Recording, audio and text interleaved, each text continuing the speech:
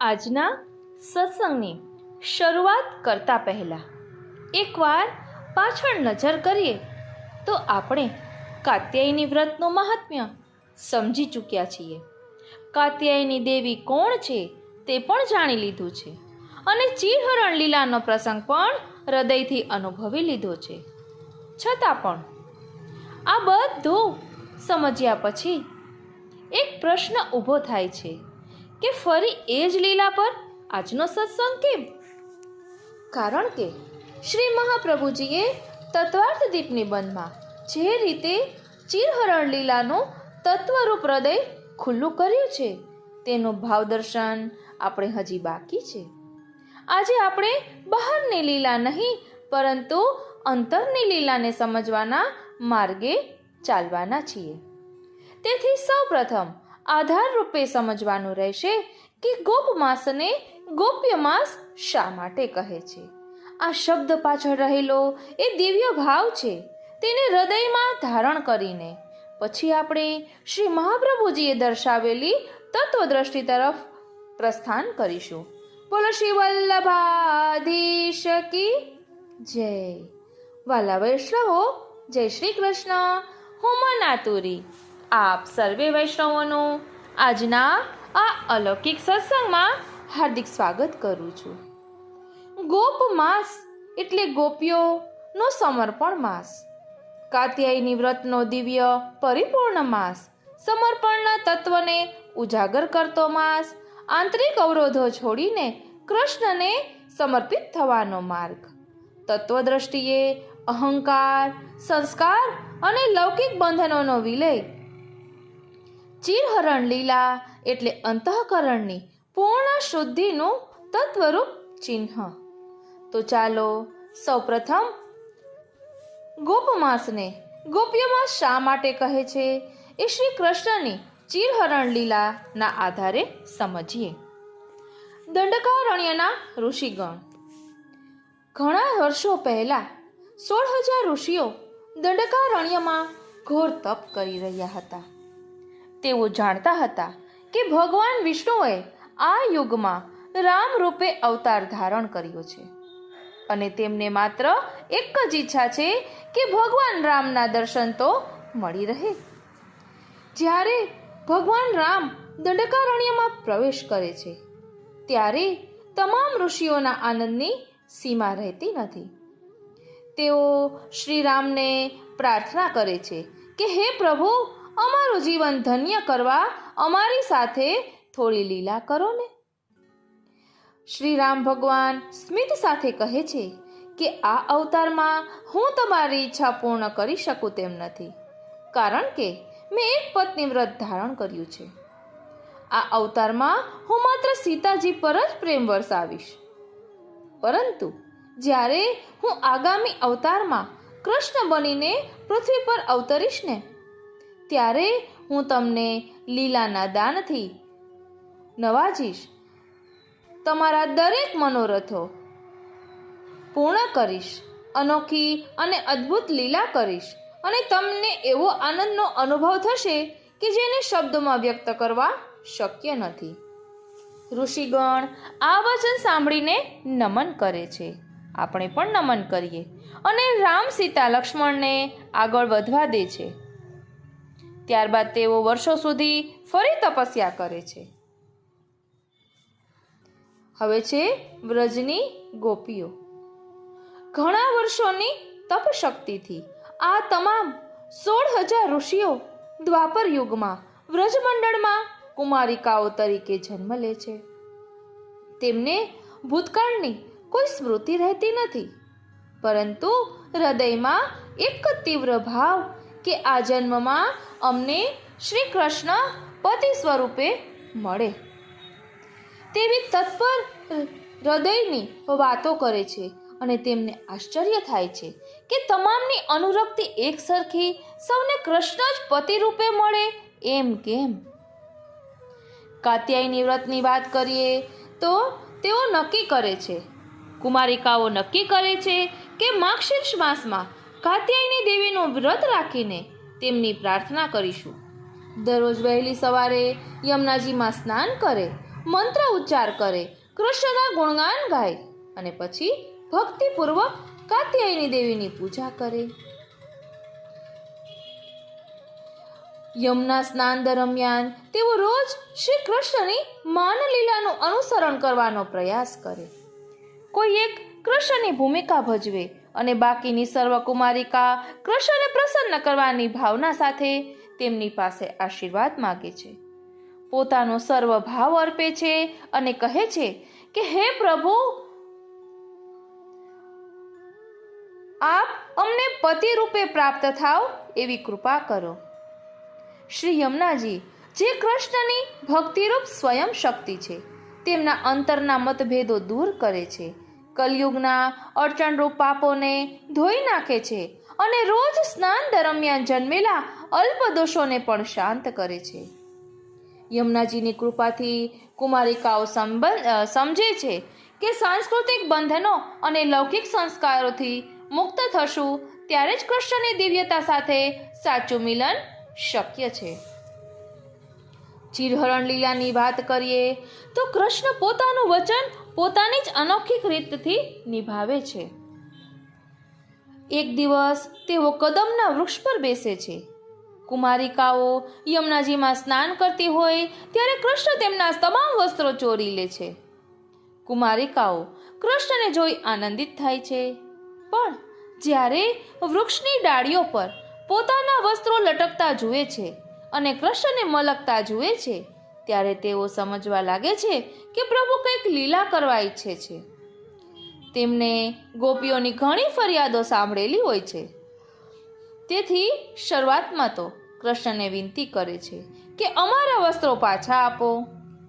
પરંતુ વર્ષોની તપશ્ચર્યાએ તેમના મનને ખૂબ શુદ્ધ બનાવ્યું હતું. તેમને જલ્દી સમજાય છે કે કૃષ્ણ તેઓને જ રહસ્યમય લીલાદાન આપી રહ્યા છે, જેનું વચન રામરૂપે આપ્યું હતું. યમુનાજીની ધ્વનિ તેમની આત્મામાં બોલે છે. ધ્યાન આપજો, યમુનાજીની ધ્વનિ તેમના આત્મામાં બોલે છે. કૃષ્ણને સમર્પિત થાઓ. તમારી અંદરના બધા અવરોધો છોડો. કોઈ પણ વસ્તુ આવી નથી જે તેઓથી છુપાય. ડરશો નહીં, તેમની શરણમાં જાઓ. તેમણે ક્યારેય પોતાના ભક્તોને છોડ્યા નથી. વારી જાઓ, બલિહારી જાઓ અને શું કરી જાઓ. ધ્યાન આપજો વાલા વૈષ્ણવો, યમુનાજીની ધ્વનિ તેમના આત્મામાં બોલે છે. તેઓ યમુનાજીમાં સ્નાન કરી રહ્યા છે, એટલે કેટલું હૃદય શુદ્ધ થયું છે કે યમુનાજીનો ધ્વનિ તેમના આત્મામાં સંભળાય છે. અને યમુનાજી કહે છે કે કૃષ્ણને સમર્પિત થાઓ. તમારી અંદરના બધા અવરોધો છોડો. કોઈ પણ વસ્તુ આવી નથી જે તેઓથી છુપાય. ડરશો નહીં, તેમની શરણમાં જાઓ. તેમણે ક્યારેય પોતાના ભક્તોને છોડ્યા નથી. કુમારિકાઓ આ ભાવને હૃદયથી સ્વીકારે છે. ધીમે ધીમે યમુનાજીમાંથી બહાર આવે છે. માત્ર શીતલ પવન જ તેમના વસ્ત્ર સમાન રહે છે. તેઓ શ્રી કૃષ્ણને પ્રણય, ભક્તિ અને પૂર્ણ સમર્પણથી જુએ છે. કૃષ્ણ તેમના અંતિમ દોષોને પણ દૂર કરે છે અને તેમને પોતાની રહસ્યમય દિવ્ય લીલાના અનુભવથી ધન્ય કરે છે. આ રીતે તેમનો કાત્યાયની વ્રત મહાદિવ્ય રીતે પૂર્ણ થાય છે. અને કારણ કે ગોપકન્યાઓએ સમગ્ર માર્ગશીર્ષ માસ આ વ્રતનું પાલન કર્યું છે, આથી જ આ મહિનાને ગોપમાસ અથવા તો ગોપ્ય માસ કહે છે. બોલો શ્રી વલ્લભાધીશ કી જય.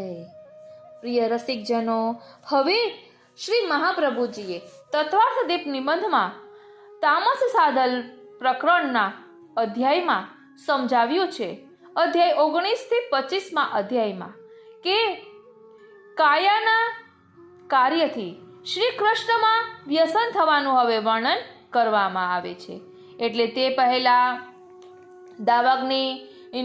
દાવાગ્નિમાંથી છોડાવ્યું એ વર્ણન આવે છે, અને ત્યારબાદ 17મા અધ્યાયમાં વર્ષા અને શરદ ઋતુના ગુણોનું વર્ણન કર્યું છે. તેમાં તે કાલના જેવા ગુણો કહ્યા, તેથી આધ્યાત્મિક કાલથી થતું સર્વનું દુઃખ દૂર થયાનું જણાવ્યું. તેથી ભગવાનમાં સર્વ વ્રજજનોની આસક્તિ દ્રઢ થઈ અને સ્થિર થઈ. 18મા અધ્યાયમાં વેણુનાદ ભગવાને કર્યા અને તેની અસરનું ગોપીઓએ વર્ણન કર્યું. તેથી ગોપીઓની ભગવાનમાં આસક્તિ દ્રઢ અને સ્થિર થઈ. એટલે હવે કાયાના કાર્યથી શ્રી કૃષ્ણમાં વ્યસન સિદ્ધ થયાનો કહે છે. એટલે ચિરહરણ લીલાનો પ્રસંગ આવે છે. ધ્યાન આપજો, આપણે તત્વની દ્રષ્ટિએ સમજી રહ્યા છીએ. દેહના સર્વ વિચારો અને દેહ સંબંધી પોતાની લજ્જાનો ત્યાગ કરી હરિને પ્રાપ્ત કરવા જે કંઈ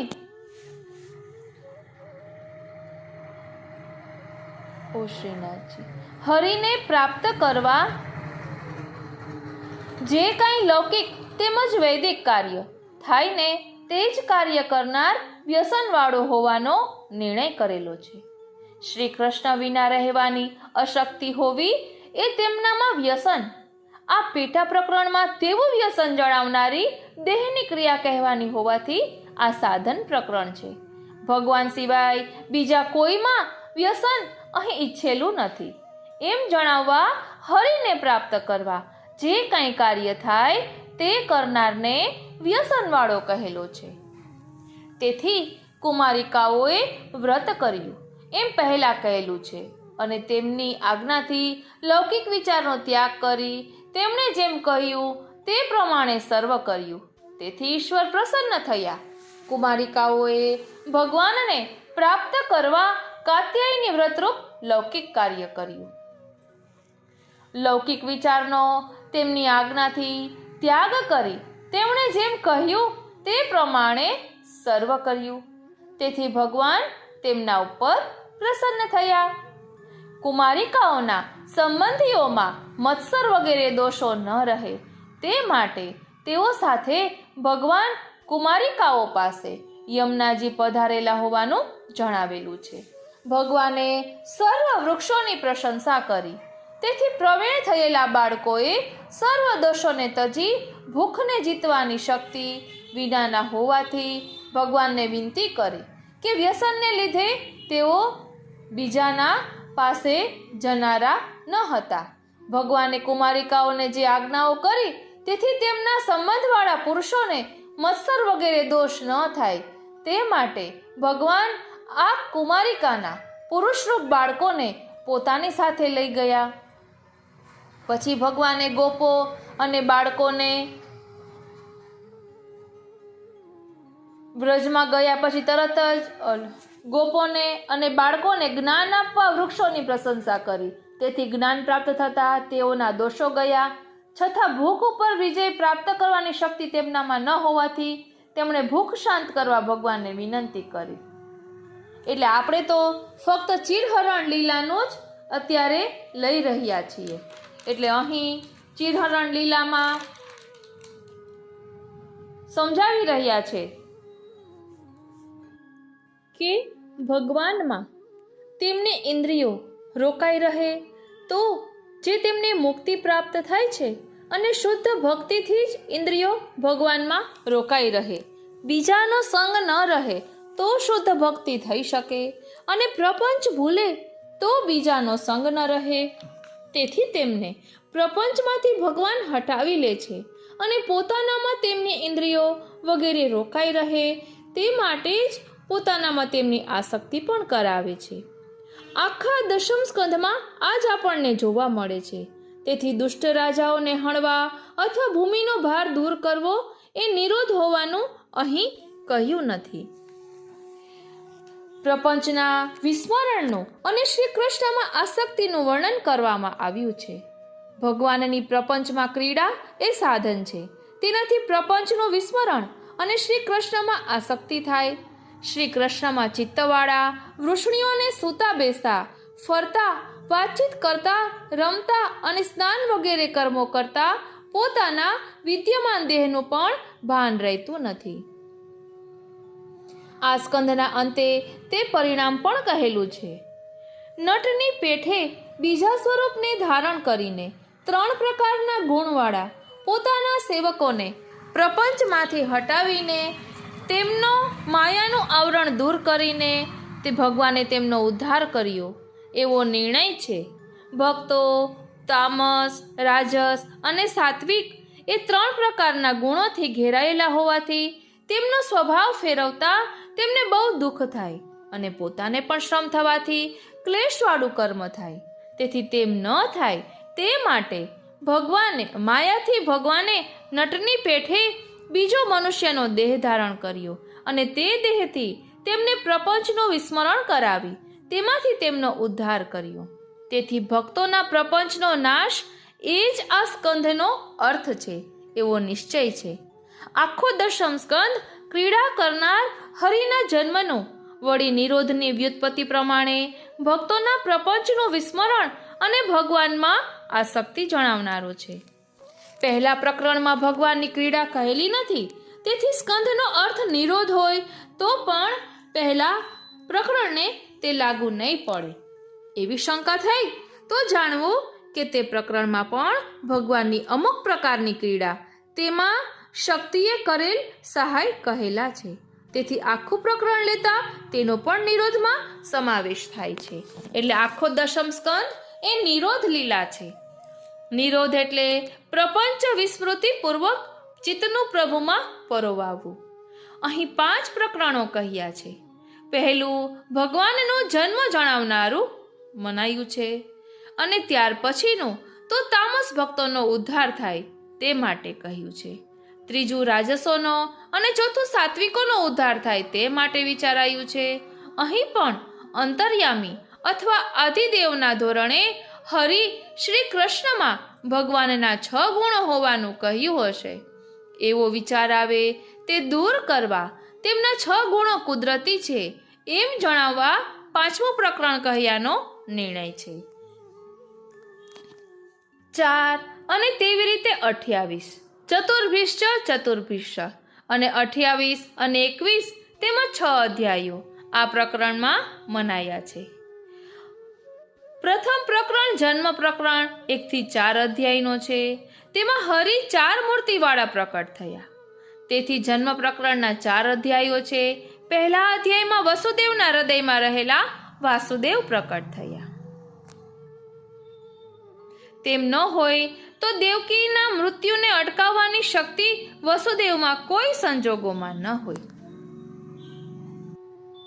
એટલે પ્રિય રસિકજનો, અહીં દશમ સ્કંધમાં શું તત્વ છુપાયેલું છે તે ખૂબ જ સુંદર રીતે સમજાવ્યું છે.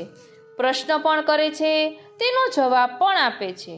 એટલે આપણને એમ થાય કે આટલું અઘરું તો સમજવું થોડુંક કઠિન લાગે છે. તો તેનો પણ ઉપાય શ્રી મહાપ્રભુજીએ આપણને દર્શાવ્યો છે. શ્રી મહાપ્રભુજીએ દશમ સ્કંધાર્થ અનુક્રમણિકા એ નામનો ગ્રંથ લખ્યો છે, એ નામનું સ્તોત્ર લખ્યું છે, જે તેમણે શ્રી સુરદાસજી અને પરમાનંદદાસજીને શીખવ્યું હતું અને એમની કૃપાથી એ બંનેને દશમ સ્કંદની લીલાઓનો અનુભવ થયો હતો. તો બસ આપણો પણ મનોરથ તો એ જ છે ને કે પ્રભુની લીલાઓનો અનુભવ થાય. તો ચાલો શ્રી મહાપ્રભુજી રચિત દશમ સ્કંધાર્થ અનુક્રમણિકાનો પાઠ કરીએ અને તેમાં રહેલા રહસ્યને સમજવાનો પ્રયાસ કરીએ. બોલો શ્રી વલ્લભાધીશ કી જય. શ્રી વલ્લભના લાડીલા વૈષ્ણવોને મારા જય શ્રી કૃષ્ણ. હું માં નાતુરી આપ સર્વે વૈષ્ણવોનું આજના આ અલૌકિક સત્સંગમાં હાર્દિક સ્વાગત કરું છું.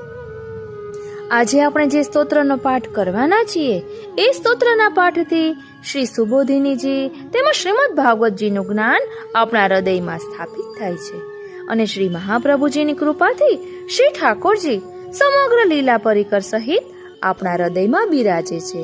શ્રી મહાપ્રભુજી રચિત આ સ્તોત્ર છે અને આ સ્તોત્ર શ્રી મહાપ્રભુજીએ સુરદાસજી તેમજ પરમાનંદદાસજીને ભણાવ્યો હતો. સૌપ્રથમ આપણે નિત્યલીલા પૂજ્યપાદ ગોસ્વામી 108 શ્રી કિશોરચંદ્રજી મહારાજ શ્રીના વચનામૃત છે આ સ્તોત્ર પરના, તે સાંભળ્યા પછી પાઠ શરૂ કરીશું. કારણ કે એમની આજ્ઞાથી જ આ સ્તોત્ર પ્રકાશન થયું હતું, એટલે આપણે એમના વચનામૃત પહેલા જોઈશું. શ્રી દામોદર મદન મોહનો પ્રભુ વિજયતે, શ્રી વલ્લભાધીશો જયતિ જયતિ શ્રી વિઠ્ઠલેશ્વરઃ, નમામિ હૃદયે શેષે લીલાક્ષીરાબ્ધિશાયિનમ, લક્ષ્મી સહસ્ત્ર લીલાભિઃ સેવ્યમાનમ કલાનિધિમ. શ્રીમદ ભાગવતના અર્થનું નિરૂપણ કરતા શ્રી મહાપ્રભુજી આજ્ઞા કરે છે કે આનંદસ્ય હરેર લીલા. શાસ્ત્રાર્થ પ્રકરણમાં આ વર્ણન છે. આનંદરૂપ ભગવાન શ્રી કૃષ્ણ લીલા આ સંપૂર્ણ ભાગવતનો સાર છે. એતદ્ ધારણ માત્રેણ કૃષ્ણ ભવતિ વૈ ધૃતઃ, અર્થતસ્તુ પરિજ્ઞાતે જ્ઞાતો ભક્તિમ પ્રયચ્છતિ. શ્રીમદ ભાગવતને હૃદયારૂઢ કરવાથી ભગવાન શ્રી કૃષ્ણ આપણા હૃદયમાં બિરાજે છે તથા શ્રીમદ ભાગવતમાં પ્રભુ અને વેદવ્યાસ અભિપ્રેત અર્થના જ્ઞાનથી ભગવાનનું જ્ઞાન થાય છે. જેમનું જ્ઞાન થયું છે એવા જ્ઞાત ભગવાન શ્રી કૃષ્ણ આપણને ભક્તિનું દાન કરે છે.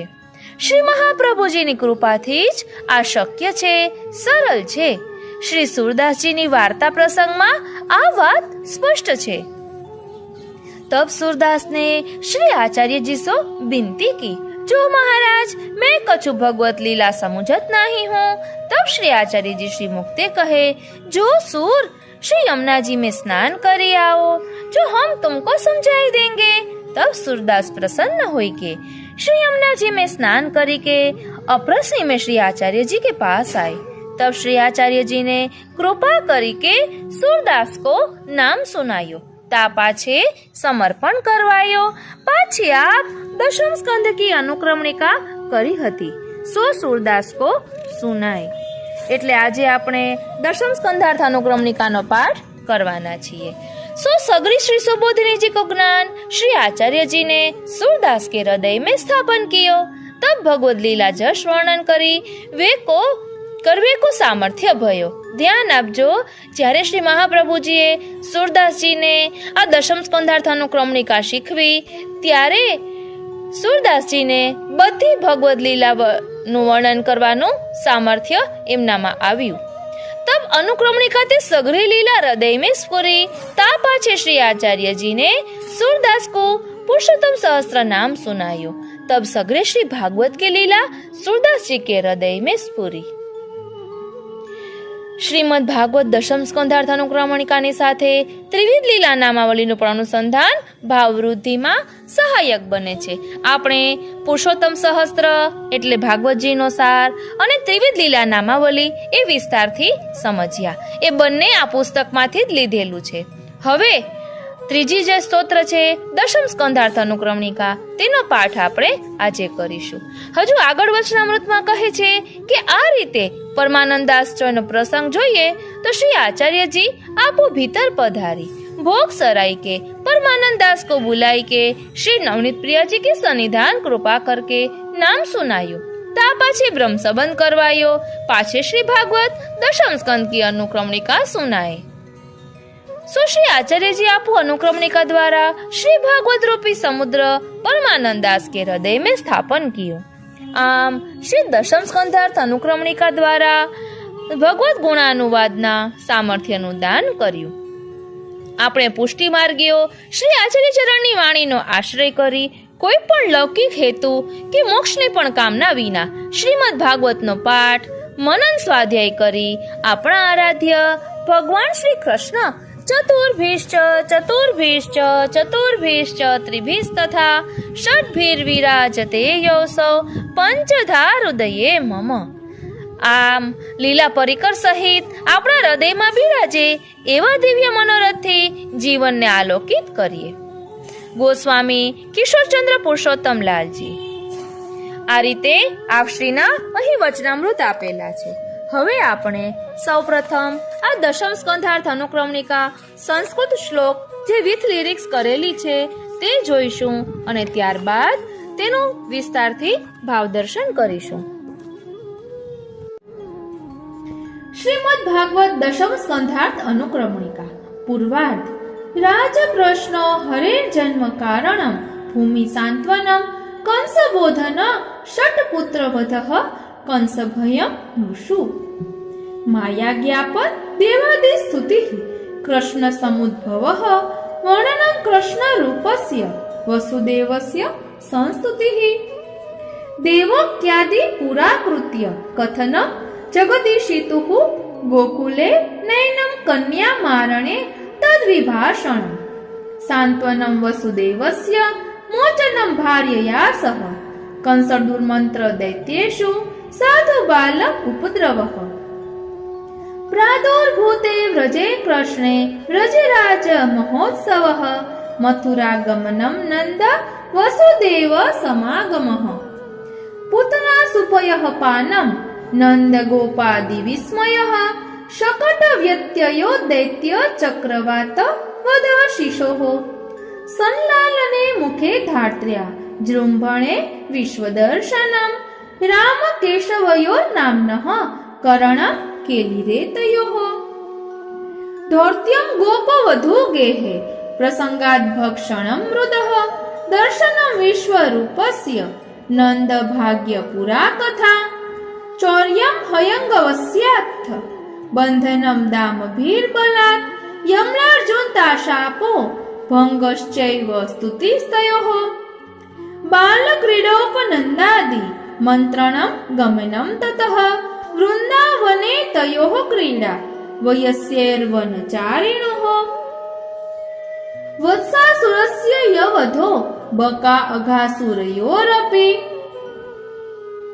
भोजनं सखिभिस्तीरे यमुनाया हरेर्मुदा वत्सापहरणं धात्रा कृष्णत्वं वत्सपालयोः ब्रह्मणो मोहगमनं स्तुतिः कृष्णरतिर्गतिः गोचारणे महाकाय धेनुकादिवधस्तथा व्रज आगमनं कृष्ण गोपीनेत्र महोत्सवः ऋतान् विशाम्बपानेन गोपान् हरिर्जीवयत् कालय दमने स्तोत्रं तद्भार्याणां प्रलापनम्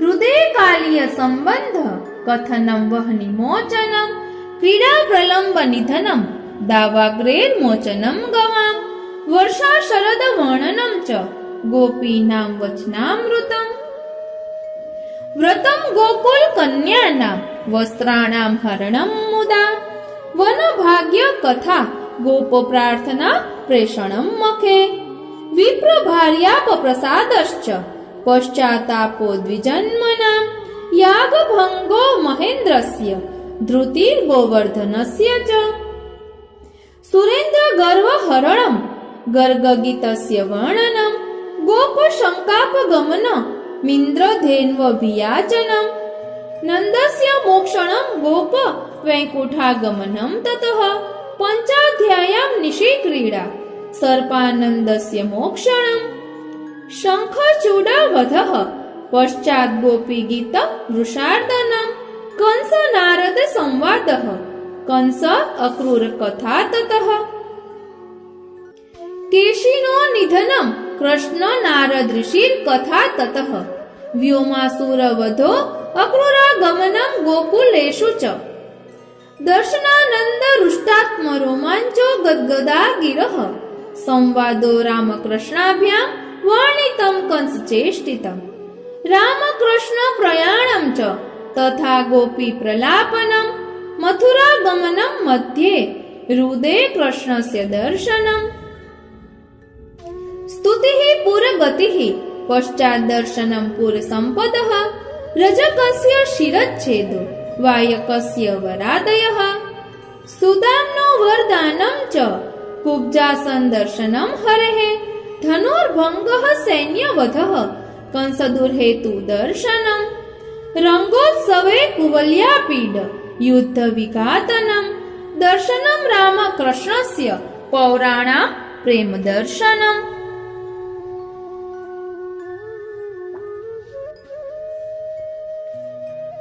मल्लानां निधनं रङ्गे कंसस्य सह बन्धुभिः पितृश्च सान्त्वनं सर्व सुरदां परितोषणम् उग्रसेनाभिषेकश्च नन्दादिव्रजप्रेषणम् ईशद्विजाति संस्कारः पठनं गुरोर्गृहे मृतपुत्र प्रदानं च गुरोः पञ्चजनार्दनं पुनरागमनं शौरेर्मधुपुर्यां महोत्सवः उद्धव प्रेषणं गोपी विलापपरिसान्त्वनं कुब्जारतिस्तथा क्रूर प्रेषणं गजसाहवये पाण्डवेषु च वैषम्यं धृतराष्ट्रस्य बोधनम् इत्येवं दशम स्कन्ध पूर्वार्धे विनिरूपितम्।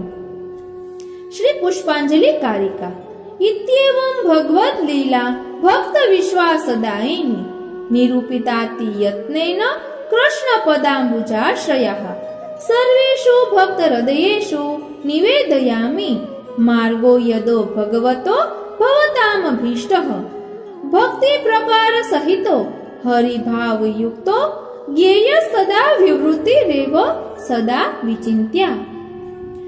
दशम स्कंध विवृत्तिः पूर्वार्धे सुनिरूपिता कृष्णपादाब्जे न्यस्ता श्री पुष्पांजलि रुज्ज्वला। उत्तरार्ध जरासन्ध समानीत सैन्यस्य बहुशो वधः जामातृवध संतप्त जरासन्ध चमुवधः बहुशः सैन्योद्वेगो द्वारकात् दुर्ग कारणम् यवनस्य वधो दृष्टया मुचुकुन्दस्य संस्तुतिः वरं दत्त्वा ततो म्लेच्छवधं कृत्वा धने ततः नियमाने वरे द्रुप्त जरासन्धात् पलायनं रेवताद्रेवती कन्या बलदेव समर्पणम्। रुक्मिणी प्रिय संदेश श्रवणात् खिलान् रिपुन् निर्जित्य निर्गमो गेहादम्बिकायाः तीर्बलात् चैत्य सान्त्वन मूर्विशैस्ततो रुक्मि समागमः युक्ताक्षेपाराधे च मुण्डनं तस्य कृष्णतः रुक्मिणी दुःख शमनं रामवाक्यं च मोक्षणं ततो विवाहो रुक्मिण्या विधि सत्स्वपुरे तदा प्रद्युम्नोत्पत्ति कथनं हरणं सुतिका गृहात् मायावत्योक्त वृत्तान्तः शम्बरस्य वधस्ततः पुनरागमनं गेहे सन्तोषो द्वारकोकसां सूर्यात् समन्त प्राप्तिर् याचनं तस्य वै हरेः तत्सम्बन्धात् प्रसेनस्य वधो कीर्तिर्हरेस्तथा तन्मार्जनाय वृक्षस्य गेहे गमनमेतयोः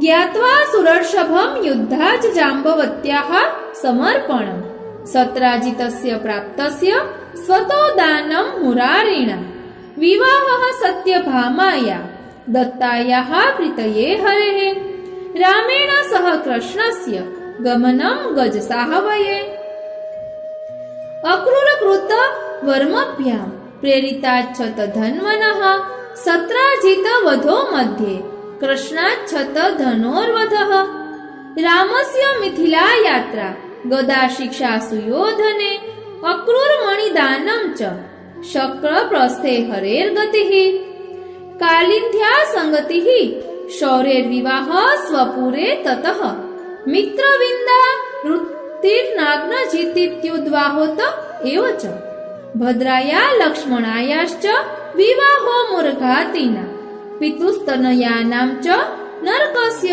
च घातनम् भूमिस्तुति राजकन्या प्रेषणं स्वपुरे ततः गत्वा महेन्द्र भवनं पारिजातारुतिर्बलात् उक्तवाहो राजकन्यानां रुक्मिणी कृष्ण कौतुकम् कृष्ण भार्या कथा पुत्र नामान्युद्वाह पर्वणि रामाद् रुक्मी वधो द्युते बाणस्य हर्षं कथा उषा स्वप्न कथा चित्रलेखया हरणं हरेः पौत्रस्य बन्धनं चापि बाणयादव संयुगे कृष्ण शङ्करयोर्युद्धं ज्वर संस्तवनं ततः बाणबाहुच्छिदा रुद्रस्तुतिर्बाणाभयं वरः उषा प्राप्तिर्मृगाखयानां बलभद्र व्रजागमः गोपी विलापो रामस्य स्तुतिर्गोपीभिरेव च यमुनाकर्षण काशीपति पौण्ड्रक घातनम् काशीदाहः स्वकृत्यातो द्वितस्य बलाद्वधः लक्ष्मणाहरण रामविक्रमो गजसाहवये નારદેન હરે લીલા દર્શનમ ગૃહમેધિનામ આહનિકમ વાસુદેવસ્ય રાજ્ઞા વિજ્ઞાપનમ તૃષેઃ મંત્રણા દુદ્ધવસ્યેન્દ્ર પ્રસ્થે ગમન મિષિતુઃ જરાસંધ વધઃ સ્તોત્રમ યાજ્ઞા સત્કૃતિરેવ ચ રાજસૂયે હરેઃ પૂજા શિશુપાલ વધસ્તથા દુર્યોધનાભિમાનસ્ય ભંગા પ્રદ્યુમ્ન શાલ્વયોઃ યુદ્ધં ત્રિણવરાત્રં ચ હરેરાગમनं તતઃ શાલ્વસ્ય દંતવક્રસ્ય તદ્ભ્રાતુર્લીલયા વધઃ તીર્થયાત્રાર્થ રામસ્ય મધ્યે સુતવધસ્તતઃ તત્પુત્ર સ્થાપનમ તત્ર બલ્વલસ્ય વધસ્તતઃ યાત્રા સમસ્ત તીર્થાના ઋષિભિયાર્જનમ બલાत् ભક્તના જન્મ સાફલ્યમ પૃથુકાખ્યાનમેવ ચ સૂર્યો પરાગે નિખિલૈઃ કુરુક્ષેત્રે સમાગમઃ બંધુભિર્વસુદેવસ્ય ગોપિકા પરિસાંત્વનમ કૃષ્ણ ભાર્યા વિવાહાનાં કથનમ વિસ્મયો નૃણાં ઋષીણાં ગમનમ તત્ર કૃષ્ણેન પ્રતિપૂજનમ વસુદેવસ્ય સંપ્રશ્નો નારદોક્તિ રથોત્તરમ યાચનમ તસ્ય ઋષિભિઃ પ્રમોદો અખિલ દેહિનાં વસુદેવસ્ય વિજ્ઞાનમ દેવક્યાઃ ષટ્સુતાગમે બલિ કૃષ્ણ સ્તુતિ કથા શરણામ ગમન નિર્ગમે સુભદ્રા વિજયોદ્વાહો મિથિલા ગમનમ હરેઃ મૈથિલ શ્રુત દેવાભ્યામ પૂજનમ ગતિરેતયોઃ વેદ સ્તુતિઃ હરેર ભક્ત્યા દારિદ્ર્ય વિનિરૂપણમ આશુતોષ કથા શંભોરનર્થોસ્ય વરસ્ય ચ વૃક્રાસુર વધે બુદ્ધેર્મોચનમ ગિરજાપતેઃ મૃતપુત્ર પ્રદાનમ ચ વિપ્રસ્ય સ્વાલયાદ્ધરે હરેરે વાસ્તિ દેવત્વમ ભૃગુવાક્યેશ્ચ નિશ્ચયઃ ક્રીડા સ્ત્રીભિઃ હરે પૂજા વિરહા સ્ત્રીવિભાષણમ મહારથાનાં નામાની હરેર્વંશાવલીસ્તથા યાદવાનંત્યમિત્યેવમ ઉત્તરાર્ધે નિરૂપિતમ ઇતિ શ્રીમદ્વલ્લભ દીક્ષિત વિરચિતા શ્રીમદ્ ભાગવત દશમ સ્કંધાર્થ અનુક્રમણિકા સંસ્કૃત શ્લોક. વાલા વૈષ્ણવો, હવે આપણે ફક્ત શ્રીમદ્ ભાગવત દશમ સ્કંધાર્થ અનુક્રમણિકાનો ભાવાર્થ જોઈશું કે જેના કારણે આપણે એક સાથે શ્રવણ કરીએ ને તો દશમ સ્કંદની બધી જ લીલાઓનું અનુસંધાન કરી શકાય. શ્રીમદ્ ભાગવત દશમ સ્કંધાર્થ અનુક્રમણિકા પૂર્વાર્ધ. પરીક્ષિત રાજાના પ્રશ્નોથી શ્રી સુખદેવજી પ્રસન્ન થાય છે. શ્રી કૃષ્ણ ભગવાને શા માટે અવતાર ધર્યો તેનું કારણ સ્વયં શ્રી કૃષ્ણ ભગવાન પૃથ્વી પર અવતાર ધરશે તેવું પૃથ્વી માતાને સાંત્વન, દેવકીનો 8મો પુત્ર વધ કરશે તેવું કંસને જ્ઞાન છે. પુત્રોનો વધ અને કંસના અત્યાચારોથી પ્રજામાં ફેલાયેલા ભયનું વાતાવરણ વગેરે બાબતોનું શુકદેવજીએ સવિસ્તર વર્ણન કર્યું છે. દેવકીજીના ઉદરમાંથી રોહિણીજીના ઉદરમાં શ્રી બલરામનું સ્થાપન કરવા માયાને વ્રજમાં મોકલી. દેવોએ ભગવાનની સ્તુતિ કરી. ભગવાનનું પ્રાકટ્ય અને વસુદેવજીએ ભગવાનના સ્વરૂપનું વર્ણન કર્યું અને ભગવાનની સ્તુતિ કરી. દેવકી અને વસુદેવજીને ભગવાને તેમના પૂર્વજન્મની કથા કહી સ્મરણ કરાવ્યું. પછી ભગવાન ગોકુલ પધાર્યા. કન્યાને મારી નાખવા કંસે કરેલા પ્રયત્નમાં તેની નિષ્ફળતા અને માયાએ આકાશવાણી દ્વારા કંસને આપેલી ચેતવણી અંગે નિરૂપણ કર્યું છે. કંસે વસુદેવજી અને દેવકીને કારાગૃહમાંથી મુક્ત કરી તેમને સાંત્વન આપ્યું. પછી કંસે પોતાના દુષ્ટ દૈત્ય મિત્રો અને પ્રધાનો સાથે મંત્રણા કરી સજ્જનોને અને નવજાત શિશુઓને મારીને ઉપદ્રવ ફેલાવવાની યોજના કરી. ભગવાન શ્રી કૃષ્ણનું વ્રજમાં પ્રાગટ્ય થયું. વ્રજના શ્રી નંદરાયજીએ નંદ મહોત્સવ મનાવ્યો. તે પછી શ્રી નંદરાયજી કંસને વાર્ષિક કર ભરવા માટે મથુરા ગયા અને ત્યાં વસુદેવજીને મળ્યા. પૂતનાનું પૈપાન કરી ભગવાને તેના પ્રાણ હર્યા. આ અદ્ભુત ઘટનાથી શ્રી નંદરાયજી અને સમસ્ત ગોપ ગોવાળો આશ્ચર્યચકિત બની ગયા. તે પછી ભગવાને ચરણોથી ગાડાને ઊંધું પાડી દઈ શકટ લીલા કરી તૃણાવર્ત રાક્ષસનો વધ કર્યો. શ્રી યશોદા મૈયા શ્રી કૃષ્ણને પોતાના ખોળામાં લઈ લાડ લડાવતા હતા ત્યારે ભગવાને બગાસું ખાધું અને માતાને પોતાના શ્રીમુખમાં વિશ્વ દર્શન કરાવ્યું. પછી શ્રી કૃષ્ણ અને બલરામની નામકરણ વિધિ કરવામાં આવી. ગોપ બાળકોની સાથે ઉભય બાળકોની અનેકવિધ લીલાઓ થઈ. ગોપીઓના ગૃહોમાં પધારી માખણ ચોરી વગેરે ધૂર્ત લીલા કરી. ભગવાને માટી ખાધી તે પણ લીલા કરવાના હેતુથી. તેમણે યશોદા મૈયાને પોતાના શ્રીમુખમાં વિશ્વ દર્શન કરાવ્યું. નંદરાયજી વગેરેના પૂર્વજીવનની કથાનું નિરૂપણ કરી તેમના મહદભાગ્યની પ્રશંસા કરી.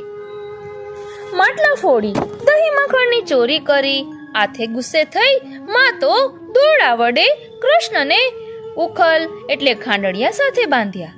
શ્રી નારદ મુનિના શ્રાપથી નલકુબેર અને મણિગ્રીવ યમલાર્જુન વૃક્ષો બની ગયા હતા.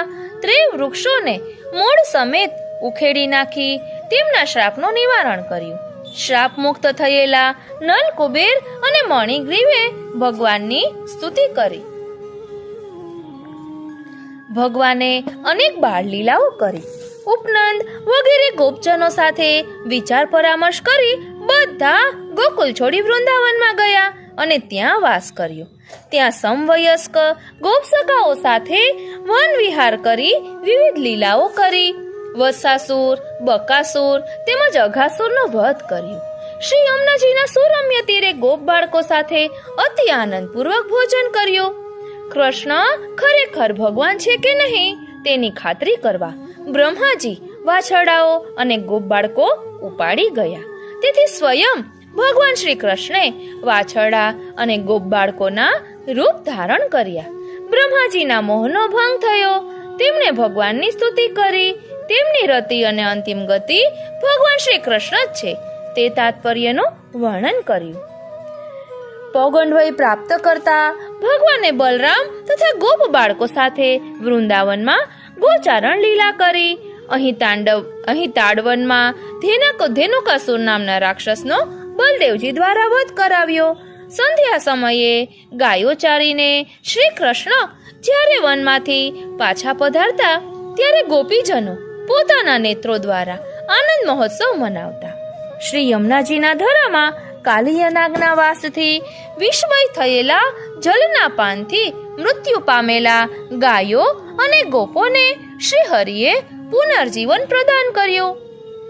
ભગવાને કાલિયાનાગનું દમન કર્યું અને નાગપત્નીઓએ વિલાપ કરતા કરતા પોતાના પતિની રક્ષા માટે ભગવાનની સ્તુતિ કરી. શ્રી યમુનાજીના ધરામાં કાલિયાનાગ કેવી રીતે આવ્યો તેની પૂર્વકથા કહી બતાવી. રાત્રે વનમાં દાવાગ્નિ પ્રગટ્યો. ભગવાને દાવાગ્નિનું પાન કરી સર્વ વ્રજવાસીઓનું અને ગાયોનું રક્ષણ કર્યું. વનમાં વિવિધ લીલાઓ કરી. લીલા દરમિયાન ગોપ વિશે આવેલા અતિ દુષ્ટ એવા પ્રલંબાસુરનો બલદેવજીએ વધ કર્યો. દાવાગ્નિમાં ઘેરાઈ ગયેલા ગાયો અને ગોપોની રક્ષા કરી. પછી વર્ષા અને શરદ ઋતુનું વર્ણન કર્યું. વેણુગાન કરી ગોપીઓને સુધાપાન કરાવ્યું. વ્રજકુમારિકાઓએ નંદના લાલ શ્રી કૃષ્ણ અમારા પતિ થાઓ એવી ભાવનાથી કાત્યાયની વ્રત કર્યું. કિનારે મૂકેલા વસ્ત્રો કદમના વૃક્ષ પર લઈ જઈ ભગવાને સસ્મિત ચિરહરણ લીલા કરી. વનના વૃક્ષોના ભાગ્યની પ્રશંસા કરી. ગોપ બાળકોને ભૂખ લાગતા તે સંતોષવા પ્રભુને પ્રાર્થના કરી. ભગવાને ભોજન લઈ આવવા માટે બ્રાહ્મણો યજ્ઞ કરતા હતા તે સ્થાને ગોપ બાળકોને મોકલ્યા. બ્રાહ્મણોએ અન્ન આપવાની ના પાડી, પરંતુ બ્રાહ્મણ પત્નીઓ ભાવથી ભોજન આપ્યું. તેમના પર ભગવાને કૃપા કરી. પાછળથી બ્રાહ્મણોને આ માટે પશ્ચાતાપ થયો. ભગવાને ઇન્દ્રના યજ્ઞને બંધ કરાવ્યો અને ઇન્દ્રના કોપથી ગાયો અને ગોવાળોનું રક્ષણ કરવા માટે શ્રી ગોવર્ધન પર્વત ધારણ કર્યો. ભગવાને દેવોના રાજા ઇન્દ્રનો ગર્વ હર્યો. ગોપોને વિસ્મય થતા શ્રી નંદરાયજીએ શ્રી કૃષ્ણ અંગે શ્રી ગર્ગાચાર્યજીએ વર્ણવેલી બધી વાત બ્રજજનોને કહી સંભળાવી. તેથી ગોપીજનોની શંકા દૂર થઈ. ઇન્દ્રે તથા સુરભિગાએ ભગવાનની સ્તુતિ કરી. ભગવાને પોતાના પિતા નંદરાયજીને વરુણ લોકમાંથી છોડાવ્યા અને પોતાના પ્રિય ગોપીજનોને વૈકુંઠના દર્શન કરાવ્યા. રાત્રિના સમયે કરેલ રાસલીલાનું રાસ પંચાધ્યાયમાં વર્ણન કર્યું. શ્રી નંદબાવાને અજગરની પકડમાંથી છોડાવ્યા. ભગવાને શંખચૂડનો વધ કર્યો. ગોપીજનોએ યુગલ ગીતનું ગાન કર્યું. પછી ભગવાને અરિષ્ટાસુરનો નાશ કર્યો. કંસ અને નારદ વચ્ચે જે સંવાદ થયો તેની કથા કહી. કંસે અક્રૂરને બોલાવ્યો અને શ્રી કૃષ્ણ તથા બલરામને મથુરા લઈ આવવા માટે આદેશ આપ્યો. પછી ભગવાને કેશી દૈત્યને માર્યો. નારદ મુનિએ ભગવાનના ચરિત્રો કહી સંભળાવ્યા. ભગવાને માયાવી વ્યોમાસુરનો વધ કર્યો. પછી અક્રૂરજી ગોકુલમાં આવ્યા. ભગવાન શ્રી કૃષ્ણના દર્શનથી અક્રૂરજી હર્ષ પામ્યા. શરીરે રોમાંચ અનુભવ્યો. વાણી ગદગદ બની અને કંઠ ભરાઈ આવવાથી કંઈ બોલી શક્યા નહીં. શ્રી બલરામ અને કૃષ્ણ સાથે અક્રૂરજીએ વાત કરી. કંસનો આદેશ બતાવ્યો. બલરામ અને શ્રી કૃષ્ણે મથુરા પ્રતિ પ્રયાણ કર્યું. ગોપીજનો શ્રી કૃષ્ણ ભગવાનને વ્રજ છોડી મથુરા જતા જોઈ વિલાપ કરવા લાગ્યા. મથુરા જતા રસ્તામાં અક્રૂરજી સ્નાન કરવા ગયા ત્યારે નદીમાં ભગવાનના દર્શન થયા. અક્રૂરજીએ ભગવાનની સ્તુતિ કરી. પછી મધુપુરીના રાજમાર્ગો પર વિહાર કરતા કરતા મથુરા નગરીના વૈભવનું દર્શન કર્યું. માર્ગમાં ધોબીનો વધ કર્યો અને દરજીને વરદાન આપ્યું. સુદામા માલીએ ફૂલમાળા અર્પણ કરી, તેથી તેના પર પ્રસન્ન થઈ તેને વરદાન આપ્યું. કુબ્જા પર પ્રસન્ન થઈ દર્શન આપ્યા. ત્યાંથી યજ્ઞના સ્થાને જઈ ધનુષ્ય ભંગ કર્યો. કંસના સૈનિકોનો વધ કર્યો. બલરામ અને કૃષ્ણના આવા પરાક્રમો વિશે સાંભળીને કંસને જાણે મૃત્યુ નજીક આવ્યું હોય તેવો ડર લાગ્યો. રંગમંડપમાં પ્રવેશ કરતા ભગવાન શ્રી કૃષ્ણે મહાવત સહિત કુવલ્યાપીઢ હાથીનો વધ કર્યો. નગરજનોએ બલરામ અને શ્રી કૃષ્ણના દર્શન પોતપોતાના ભાવ પ્રમાણે કર્યા. ચાણૂર, મુષ્ટિક વગેરે મલ્લોને રામકૃષ્ણે રંગભૂમિમાં મારી નાખ્યા. પછી તેમણે કંસનો તેના બંધુ બાંધવો સહિત વધ કર્યો. માતા પિતાને સાંત્વન અને સ્વજન સંબંધીજનોને સંતોષ આપ્યો. શ્રી કૃષ્ણે ઉગ્રસેનનો રાજ્યાભિષેક કર્યો. ત્યાર પછી નંદબાવા અને ગોપીજનોને વ્રજમાં મોકલાવ્યા. ભગવાનના યજ્ઞોપવિત સંસ્કાર કરવામાં આવ્યા. પછી વિદ્યાભ્યાસ કરવા માટે શ્રી સાંદીપની ઋષિના ગુરુકુલમાં પધાર્યા. અભ્યાસ પૂર્ણ થતા ગુરુ દક્ષિણામાં ગુરુના મૃત પુત્રને પાછો લાવી આપ્યો અને શંખાસુરનો વધ કરી પાંચજન્ય શંખ લઈ આવ્યા. પછી જ્યારે મથુરા નગરીમાં પાછા પધાર્યા ત્યારે નગરમાં મહોત્સવ મનાવવામાં આવ્યો. પોતાના વિરહમાં શોકમગ્ન થયેલા ગોપીજનોને સાંત્વન આપવા માટે ભગવાને ઉદ્ધવજીને વ્રજમાં મોકલ્યા. કુબ્જાનો મનોરથ પૂર્ણ કરી પ્રસન્ન કર્યા અને અક્રૂરજીને હસ્તિનાપુર મોકલ્યા. અક્રૂરજીએ પાંડવ કૌરવો વચ્ચે જે વિષમતા પ્રવર્તતી હતી તેમાં પાંડવોને સાંત્વન આપ્યું અને ધૃતરાષ્ટ્રને ઉપદેશ આપ્યો. આવી રીતે અહીં દશમ સ્કંદનો પૂર્વાધની લીલા નિરૂપિત કરી. અહીં શ્રી મહાપ્રભુજી આજ્ઞા કરે છે કે ભક્તજનોમાં શ્રદ્ધા ઉત્પન્ન કરનારી અને ભગવાન શ્રી કૃષ્ણના ચરણ કમલનો આશ્રય દેનારી ભગવદ લીલા અતિ જતનપૂર્વક અમે નિરૂપણ કરી છે. સર્વ ભક્તજનોના હૃદયને અમે નિવેદન કરીએ છીએ કે જો તમને ભગવાનનો આ ભક્તિ માર્ગ ઇષ્ટ હોય તો ભક્તિના પ્રકારો સહિતનો હરિભાવવાળો આ ભક્તિ માર્ગ જાણવા માટે આ વિવૃતિ ટીકાનું સદા સર્વદા ચિંતન કરશો. દશમ સ્કંધના પૂર્વાર્ધની આ વિવૃતિ સારી રીતે નિરૂપણ કરવામાં આવી છે. અમે શ્રી કૃષ્ણ ભગવાનના ચરણ કમલોમાં આ સુંદર ઉજ્જવલ પુષ્પાંજલિ અર્પણ કરીએ છીએ. હવે દશમ સ્કંધાર્થ અનુક્રમણિકા ઉત્તરાર્ધ. પોતાના જમાઈ કંસના વધથી સંતાપ પામેલા જરાસંધે મોટી સેના લઈ આવી આક્રમણ કર્યું. તેની સેનાનો વધ કર્યો. કાલયવન અને જરાસંધના અસંખ્ય સૈન્યને લક્ષ્યમાં રાખી દ્વારકા નગરીની રચના કરી. મુચુકુંદનો દ્રષ્ટિપાત થતા યવન મૃત્યુ પામ્યું. મુચુકુંદે ભગવાનની સ્તુતિ કરી. શ્રી કૃષ્ણે પ્રસન્ન થઈ તેને વરદાન આપ્યું. ગર્વિષ્ઠ જરાસંધના આક્રમણથી ડરી ગયા હોય એવું માનવ સહજ નાટક કરતા શ્રી બલદેવ અને શ્રી કૃષ્ણ પ્રવર્ષણ પર્વત પર ચડી જઈ પલાયન થઈ ગયા. રૂકમિણીનો પ્રિયકર સંદેશ મળતા શ્રી કૃષ્ણ વિદર્ભ ગયા. ત્યાં શ્રી અંબિકા માતાનું પૂજન કરવા આવેલા રૂકમિણીજીનું મંદિરેથી હરણ કર્યું. પાછળ પડેલા બધા રાજાઓને શ્રી કૃષ્ણે હરાવ્યા. ત્યાં તો રોષે ભરાઈને આવેલા રૂકમી સાથે સમાગમ થયું. તેને યુદ્ધમાં હરાવી દંડ તરીકે તેનું મુંડન કરી તેને જવા દીધો. શ્રી બલરામજીએ રૂકમિણીજીને આશ્વાસનકારી વચનોથી સાંત્વના આપી. ત્યાંથી દ્વારકા નગરીમાં પાછા પધારેલા પ્રભુએ રૂકમિણીજી સાથે વિધિવત લગ્ન કર્યા. પ્રદ્યુમ્નની ઉત્પત્તિની કથા કહી અને શમ્રાસુર પ્રદ્યુમ્નને સૂતિકા ગૃહમાંથી હરણ કરી ગયો અને દરિયામાં ફેંકી દીધો તેની કથા કહી. ત્યાંથી પ્રભુ માયાવતી પાસે આવ્યા અને તેનો વૃત્તાંત સાંભળ્યો. ભગવાને અસુરનો વધ કર્યો. આ કાર્ય પૂર્ણ કરી ભગવાન જ્યારે દ્વારકાપુરીમાં પધાર્યા ત્યારે દ્વારકાવાસીઓને તેમના દર્શન કરી સંતોષ હર્ષ થયો. અહીં ભગવાનના વૈરાગ્ય ગુણનું નિરૂપણ કરવામાં આવ્યું છે. સત્રાજીતને સૂર્ય ભગવાન પાસેથી અલૌકિક સ્યમંતક મણિ પ્રાપ્ત થયેલો હતો. ભગવાને તે મણિ રાજા ઉગ્રસેનને ભેટ આપવા માટે સત્રાજીત પાસેથી માંગ્યો, પણ સત્રાજીતે તે મણિ ભગવાનને આપ્યો નહીં. આ સ્યમંતક મણિના કારણે સત્રાજીતના ભાઈ પ્રસેનનો વધ થયો. તેને મારી એક સિંહે તે મણિ લઈ લીધો. તે સિંહને મારી જાંબુવાન નામના એક રીછે તે મણિ લઈ લીધો. મણિની ચોરીનો મિથ્યા આરોપ ભગવાનને માથે આવ્યો. આ કલંક ટાળવા કેટલાક યાદવોને સાથે લઈ ભગવાન મણિ શોધવા નીકળી પડ્યા અને એકલા રીછના ગૃહમાં ભગવાને પ્રવેશ કર્યો. ભગવાન કૃષ્ણ અને જાંબુવાન વચ્ચે યુદ્ધ થયું. યુદ્ધમાં જાંબુવાન હાર્યો અને પ્રભુને ઓળખ્યા. તેણે પોતાની પુત્રી જાંબુવતી ભગવાન સાથે પરણાવી અને મણિ તેમને સમર્પણ કર્યો. ભગવાને આ મણિ સત્રાજીતને જ્યારે પાછો આપ્યો ત્યારે તે પશ્ચાતાપ કરી દુઃખ પામ્યો. સત્રાજીતે પોતાની પુત્રી સત્યભામા અપરાધની ક્ષમા માટે અને સ્નેહ સંબંધ બાંધવા માટે શ્રી કૃષ્ણ સાથે પરણાવી. ત્યાર પછી શ્રી કૃષ્ણ પોતાના ભાઈ બલરામ સાથે હસ્તિનાપુર પધાર્યા.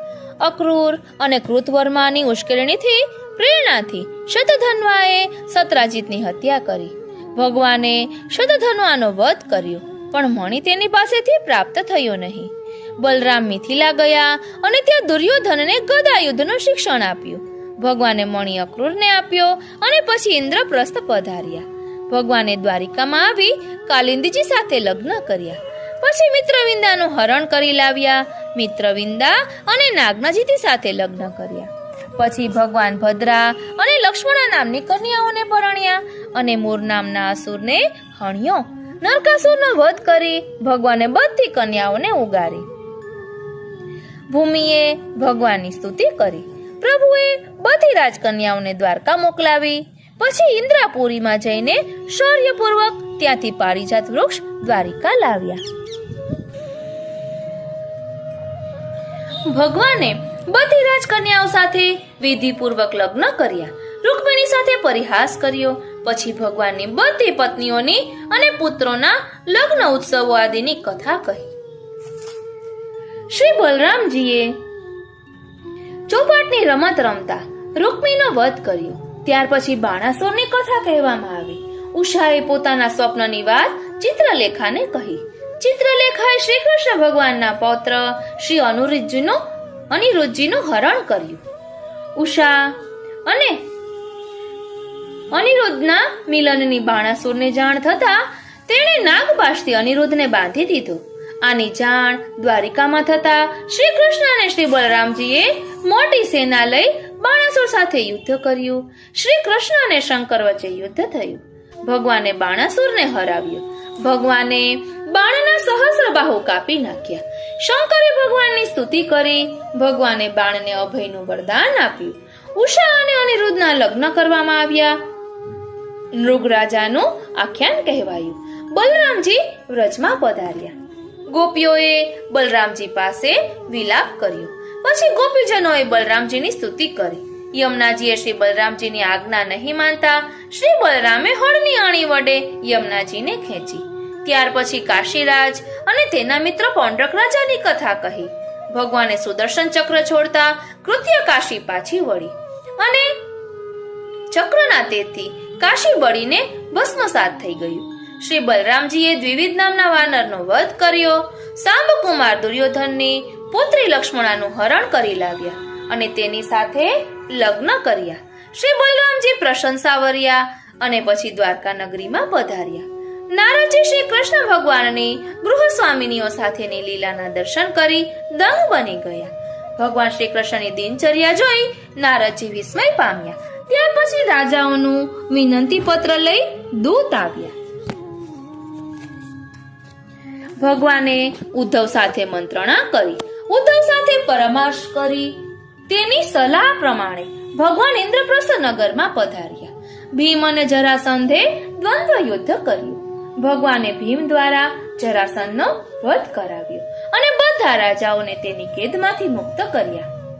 રાજસૂય યજ્ઞમાં શ્રી કૃષ્ણ ભગવાનનું પૂજન કરવામાં આવ્યું.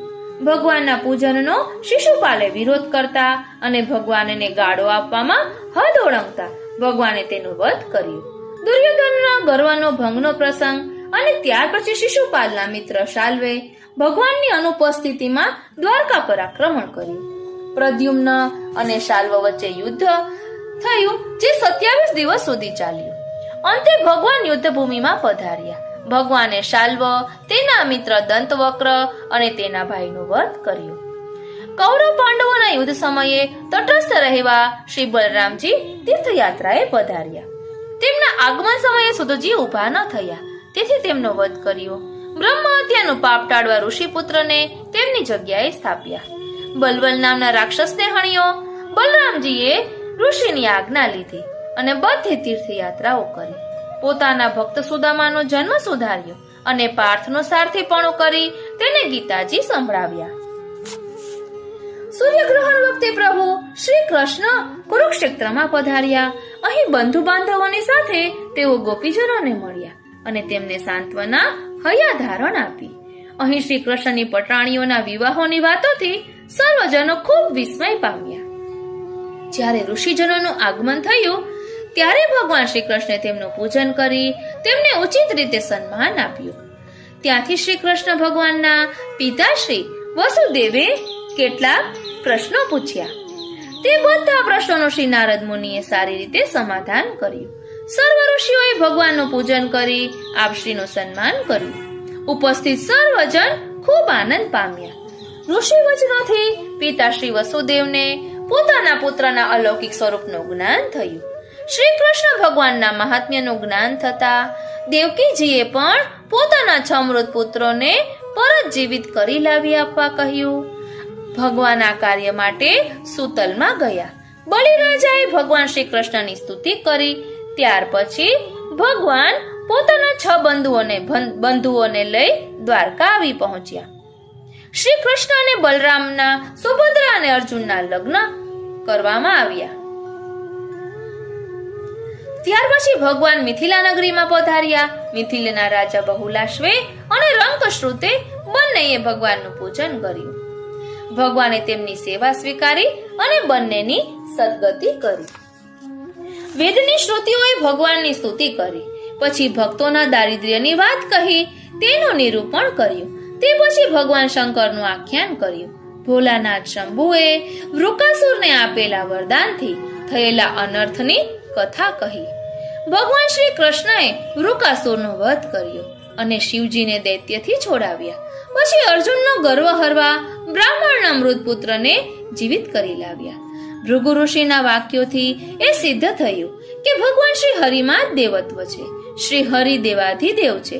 પછી ભગવાને પોતાની સ્ત્રીઓ સાથેની વૈવિધ્યભરી લીલાઓનું વર્ણન કર્યું. શ્રીહરિની પૂજા અને પટરાણીઓએ વિરહમાં સંભાષણ કર્યું તેનું વર્ણન કર્યું. તે પછી મહારથીઓની નામાવલી કહી અને શ્રી કૃષ્ણ ભગવાનની વંશાવલીનું વર્ણન કરવામાં આવ્યું. યદુવંશીઓ શ્રીહરિમાં મગ્ન બની ગયા હતા, જેનું નિરૂપણ શ્રીમદ ભાગવત દશમ સ્કંધાર્થ અનુક્રમણિકાના ઉત્તરાર્ધમાં કરવામાં આવ્યું છે. ઇતિ શ્રીમદ વલ્લભ દીક્ષિત વિરચિતા શ્રીમદ ભાગવત દશમ સ્કંધાર્થ અનુક્રમણિકા. અહીં તેનો ભાવાર્થ વિરમે છે. વાલા વૈષ્ણવો, કેવો આનંદ આવ્યો, સાચું કહેજો. આ આનંદને આપણે આપણા આત્મપટલ પર ધારણ કરીએ અને આ દશમ સ્કંદની લીલાનું દરરોજ ચિંતન કરીએ. આજનો આ સત્સંગ શ્રીનાથજી, શ્રી યમુનાજી અને શ્રી મહાપ્રભુજીના ચરણારવિંદમાં સમર્પિત કરું છું. જય શ્રી કૃષ્ણ.